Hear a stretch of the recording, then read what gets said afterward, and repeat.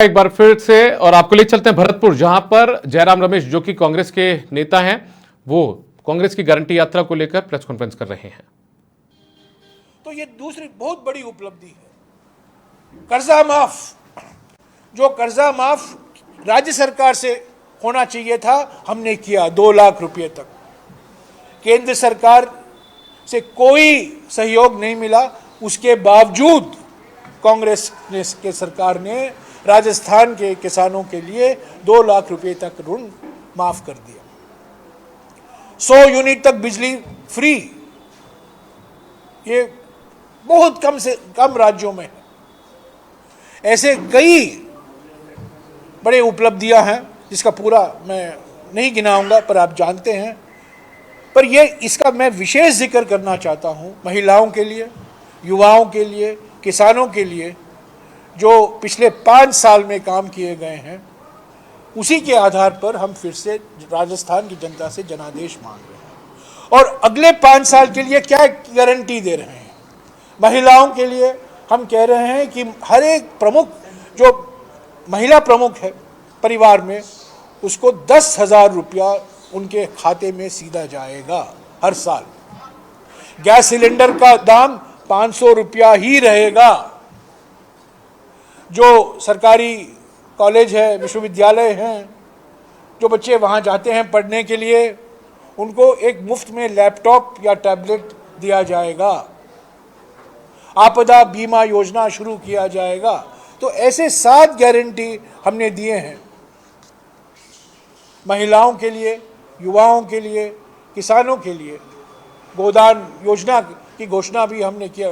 गोबर खरीदने का जो प्रावधान हमने कहा है, घोषणा किया है कि 2 रुपया केजी हम गोबर खरीदेंगे, वो भी मैं समझता हूँ हमारे ग्रामीण परिवारों के लिए, खास तौर से किसान परिवारों के लिए बहुत फायदेमंद होगा।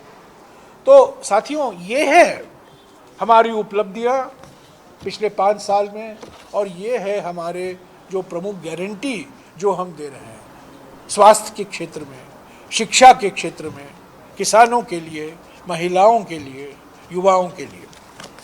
आखिर में चौथा मुद्दा जो मैं आपके सामने रखना चाहता हूं, ये विधानसभा के चुनाव है। 2 विचारधाराओं के बीच में मुकाबला है, व्यक्तियों के बीच में मुकाबला, ये विचारधारा का मुकाबला है। और ये विधानसभा के लिए चुनाव है, प्रधानमंत्री पद के लिए नहीं चुनाव है। लोकसभा में किस पार्टी को बहुमत मिलेगा, किस पार्टी की सरकार बनेगी केंद्र में, उसके लिए ये चुनाव नहीं है। ये चुनाव विधानसभा के लिए है। बीजेपी मुद्दाहीन है। बीजेपी के पास एक ही मुद्दा है, नरेंद्र मोदी का चेहरा। क्या नरेंद्र मोदी सरकार चलाएंगे दिल्ली में, राजस्थान में? क्या उनकी मंत्रिमंडल बनेगा यहां? क्या वो मुख्यमंत्री बनेंगे? पर मैं उसमें नहीं पढ़ना चाहता हूं।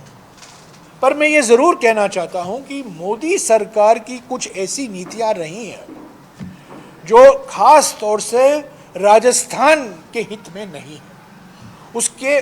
उसका मैं 2 या 3 मिसाल देना चाहता हूं।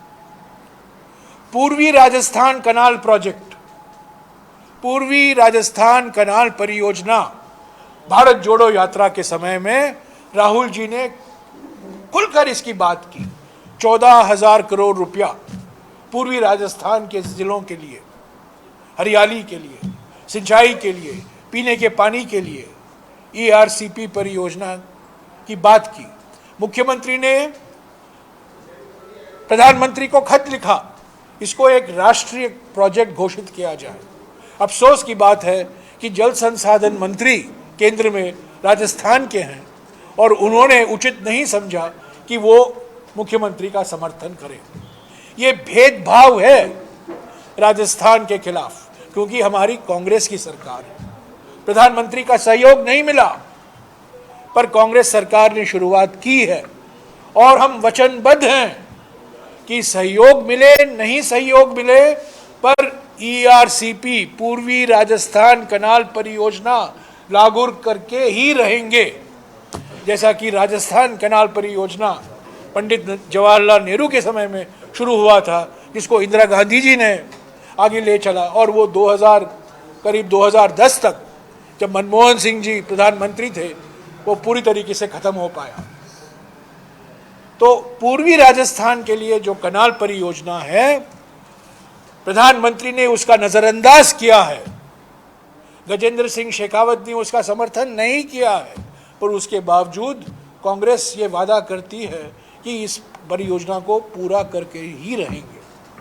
दूसरी बात, राजस्थान के युवा सेना में भर्ती होते हैं बड़ी मात्रा में, पर मोदी सरकार ने क्या किया, वो रोजगार का रास्ता ही बंद कर दिया। अग्निवीर परियोजना शुरू की, अग्निवीर स्कीम शुरू की। ये हमारे सेना का राजनीतिकरण है, और ये कॉन्ट्रैक्ट लेबर के माफिक नहीं सेना बना सकते आप, ये कॉन्ट्रैक्ट रोजगार नहीं है। और कई जिलों के लिए, कई जिले में, राजस्थान में खासतौर से यही एक रास्ता है रोजगार के लिए, और वो भी आपने बंद कर दिया है। अग्निवीर, सभी सेना के वरिष्ठ अफसरों ने इसका विरोध किया है, हमने भी विरोध किया पार्लियामेंट के अंदर, पार्लियामेंट के बाहर, और हम वादा करते हैं कि कांग्रेस सरकार आएगी केंद्र में, हम ये अग्निवीर योजना बंद करेंगे, और जो पहले की तरह रोजगार हुआ करता था युवाओं के लिए हमारे सेना बलों में, वो ही लागू होगा। तीसरी बात, तीसरा मिसाल जो मैंने देना चाहता हूं, प्रधानमंत्री कहते हैं मैंने 5 साल के लिए प्रधानमंत्री गरीब कल्याण योजना और चलेगा। ये क्या दर्शाता है? जनता की पीड़ा दर्शाता है। लोग परेशान हैं महंगाई से, बेरोजगारी से, और प्रधानमंत्री मजबूर हुए हैं। ये प्रधानमंत्री